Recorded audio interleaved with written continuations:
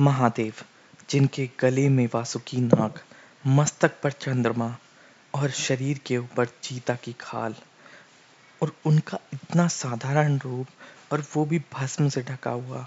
तो आप सोचो कितने महान हैं महादेव हमारे। हेलो दोस्तों, मैं भरत शर्मा स्वागत करता हूँ आप लोगों का आपके अपने चैनल इन्फोबस क्रिएशंस पे। चैनल को आपने अभी तक सब्सक्राइब नहीं किया है तो जल्दी से सब्सक्राइब का बटन दबा दें और बेल आइकन कॉल पे कर लें, ताकि जब भी कोई न्यू वीडियो आए तो उसकी नोटिफिकेशन आप लोगों को मिल जाए। तो दोस्तों, आज हम बात करेंगे महादेव के बारे में, जिनको हम लॉर्ड शिवा के नाम से भी जानते हैं। तो भगवान शिव के इस रूप के अनेक रूप हैं वैसे तो उनके। तो मैं आपको एक ऐसा रूप बताऊंगा, उनके बारे में कुछ ऐसे तथ्य बताऊंगा जिनके बारे में शायद आप लोगों को नॉलेज ना हो। महादेव से जुड़ा हुआ आप लोगों को सबसे पहली चीज़ तो ये बता सकता हूँ मैं कि जो कावड़ यात्रा है, आप लोगों को पता होगा कि नीलकंठ से महादेव की कावड़ यात्रा चलती है। और ये बहुत से ऐसे लोग हैं जो मतलब भूखे प्यासे पाँव में छाले पड़ जाते हैं, फिर भी महादेव के लिए कावड़ जो लेके आते हैं। तो वो ऐसा क्यों करते हैं? नीलकंठ के वहाँ से जब गंगा जी का मतलब कलश भर के उसको गंगा जी को लेके आते हैं वो, और पूरे रास्ते में कहीं पर भी नहीं रखते। तो ऐसा क्यों करते हैं? उसके पीछे जो कहानी है वो भगवंत पुराण के अनुसार, जब समुद्र मंथन हो रहा था तो उसमें निकला था हलाहल।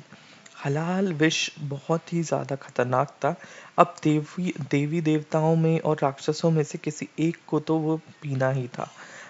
उसी के बाद में आगे जो उसका जो ग्रहण मतलब समुद्र में से जो भी चीज़ें निकल रही थी वो बाँटी जा रही थी। तो अब सब सोच रहे थे कि इस विष को कौन पिए? तब महादेव ने उस विष को ग्रहण किया था, और विष ग्रहण करने के जस्ट बाद में उन्होंने मतलब जो माता पार्वती थे उन्होंने उस विष को महादेव के कंठ पे रोक दिया था। और जब कंठ पे रोका तो महादेव के शरीर का तापमान बहुत ज़्यादा बढ़ गया था।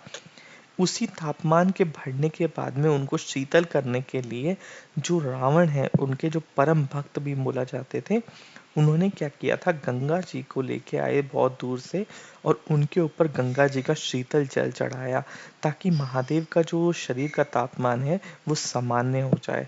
इसी वजह से आज भी आप लोगों को पता होगा कि महादेव के ऊपर, शिवलिंग के ऊपर जल चढ़ाया जाता है। अब मैं आपको एक दूसरी चीज बताता हूँ। महादेव के मस्तक पर चंद्रमा विराजमान है। ऐसा क्यों है? राजा दक्ष की 27 बेटियां थी, जिनकी शादी जो है वो चंद्रमा से हुई थी। बट एक बारी क्या हुआ कि जो चंद्रमा थे, मतलब उन्होंने सारी बेटियों को, मतलब जितनी भी दक्ष की बेटियां थी उनको सामान्य अधिकार देने के लिए वादा किया था राजा दक्ष से।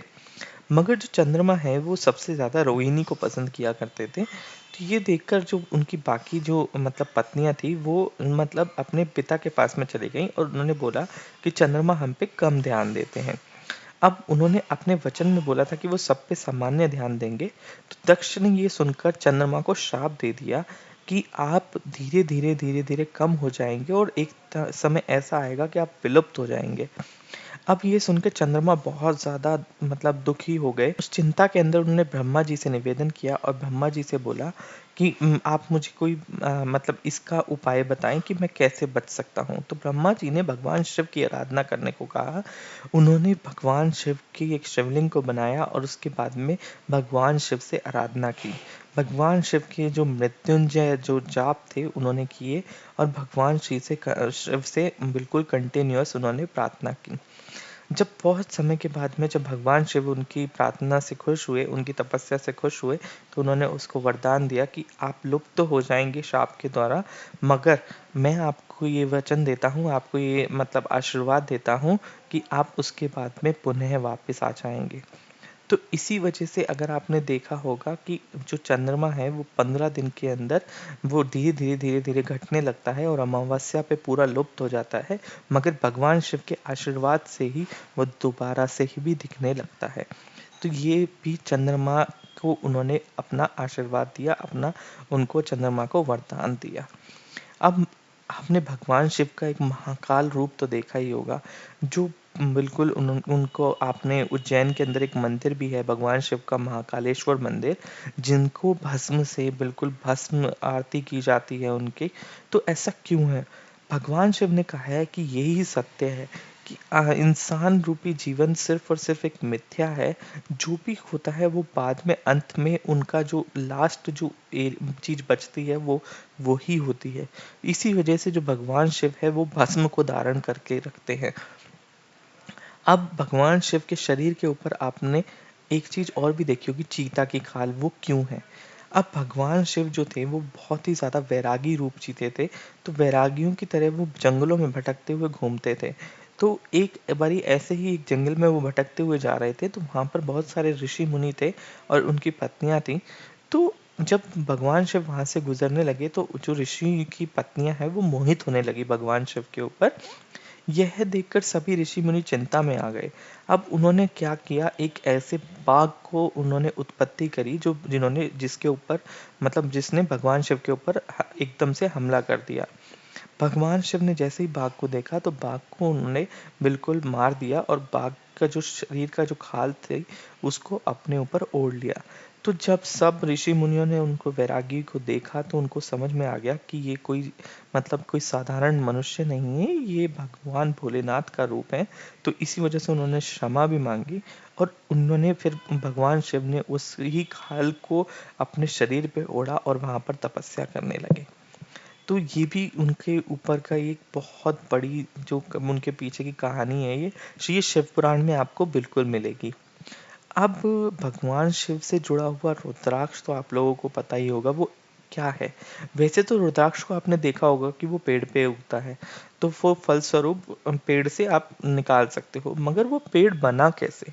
एक बार की बात है, जब भगवान शिव तपस्या कर रहे थे तो उनकी आंखों से, उनके नेत्रों से कुछ अश्रु सीधा धरती पे गिरे और जहां-जहां वो उनके आंसू धरती पर गिरे वहां-वहां पेड़ों की उत्पत्ति हुई और उन्हीं पेड़ों से रुद्राक्ष बने। इसी वजह से रुद्राक्ष को टीयर प्लांट भी बोला जाता है। तो ये भी आप लोगों को पता होगा, बहुत मतलब ये भगवान शिव से बहुत ज़्यादा जुड़ा हुआ है। इसी वजह से रुद्राक्ष को सामान्य मनुष्य भी जल्दी से धारण नहीं करते, क्योंकि रुद्राक्ष के नियम भी बहुत ही ज़्यादा बड़े हैं। अब मैं आप लोगों को बताता हूँ भगवान शिव के परम भक्त नंदी के अवतार के बारे में। अब नंदी जो थे, तो एक बार की बात है, जो शिलाद ऋषि थे वो तपस्या कर रहे थे। शिलाद ऋषि इतना तपस्या कर रहे थे कि उनको एक संतान की प्राप्ति चाहिए थी, तो उन्होंने भगवान शिव की बहुत तपस्या करी। भगवान शिव के आशीर्वाद से उनको संतान की प्राप्ति हुई और उन्होंने उसका नाम नंदी रखा। धीरे-धीरे जैसे-जैसे संतान उनकी बड़ी होने लगी तो बहुत सारे बड़े-बड़े महात्मा आए और उन्होंने उस संतान को जब आशीर्वाद दिया तो उनको ये पता चल गया कि उस संतान की उनकी अल्प आयु है। मतलब उनकी कोई ज़्यादा बड़ी आयु नहीं है, वो उनकी छोटी आयु में ही वो खत्म हो जाएँगे। अब यह सुनकर उनके जो शिलाद ऋषि थे वो बहुत ही ज़्यादा मतलब दुःख पीड़ा में चले गए, बहुत ज़्यादा दुखी होने लगे। तो जो नंदी थे वो बचपन से ही भगवान शिव की बहुत ज़्यादा पूजा करते थे और भगवान शिव के वो परम भक्त हो गए थे। तो इतनी ज़्यादा तपस्या करते थे वो भगवान शिव की, भगवान शिव को, भगवान भोलेनाथ को ही सब कुछ मानते थे। तो उन्होंने अपने पिता से कहा कि आप क्यों चिंतित होते हैं? आपने तो स्वयं भगवान भोलेनाथ से मेरे को माँगा था और उन्हीं के आशीर्वाद से ही मेरी प्राप्ति हुई थी। अब यह सुनकर जो शिलाद ऋषि हैं उनको उनको दिलासा मिला, मगर फिर भी उनको जब बड़े-बड़े महात्माओं ने बताया था कि इनको अल्पायु है, तो उनको वो चीज़ दुःख में रह गई थी। फिर उन्होंने क्या किया, जो नंदी थे, नंदी ने भगवान शिव की बहुत ज़्यादा तपस्या करी और भगवान शिव की इतनी ज़्यादा तपस्या की कि भगवान शिव स्वयं उनके सामने प्रकट हो गए और प्रकट होके उन्होंने वरदान मांगने को बोला। नंदी ने यह वरदान मांगा कि जब तक मैं मतलब मेरा जो जीवन है, मैं हमेशा आपके साथ ही रहूं। तो उन्होंने भगवान शिव ने उनको बहुत परम भक्त होने का आशीर्वाद दिया और उनको स्वयं उनको धारण किया अपनी सवारी के रूप में। तभी से जो भगवान शिव की सवारी है वो नंदी का रूप है। अब मैं आप लोगों को एक बहुत ही आश्चर्यचकित बात बताता हूँ। जितने भी देवी देवता हैं उनके अंदर आप अगर देखोगे तो सबसे ज़्यादा जो परिवार है वो भगवान शिव का है। इसी वजह से जो आप कभी भी अगर पूजा करते हो और परिवार की खुशहाली के लिए पूजा करते हो तो हमेशा बोला जाता है कि भगवान शिव की पूजा करें। ऐसा क्यों? क्योंकि आपने देखा होगा सिर्फ़ एक भगवान शिव ही हैं जिनके गले में नाग है। मगर आप उधर दूसरी साइड देखोगे तो गणेश जी की जो सवारी है वो है मूषक। नाग और मूषक फिर भी एक दूसरे से बैर खाते हैं। वहीं कार्तिकेय की सवारी जो है वो है मोर। और मोर और नाग एक दूसरे से बैर खाते हैं, मगर फिर भी वो स्वयं मतलब एक साथ में कितने प्रेम से रहते हैं। इसी वजह से ये चीज़ बताई जाती है कि अगर कोई भी परिवार का मतलब कोई भी सदस्य होता है तो वो सब एक दूसरे के साथ में साथ रह के चले। इसी वजह से जो भगवान शिव का परिवार है वो ही पूजनीय होता है, और परिवार की कोई भी समस्या हो वो भगवान शिव दूर करते हैं। तो दोस्तों, आशा करता हूँ वीडियो आप लोगों को पसंद आया होगा। वीडियो पसंद आया हो तो लाइक करें, शेयर करें अपने दोस्तों के साथ में। आज की वीडियो में इतना ही। धन्यवाद।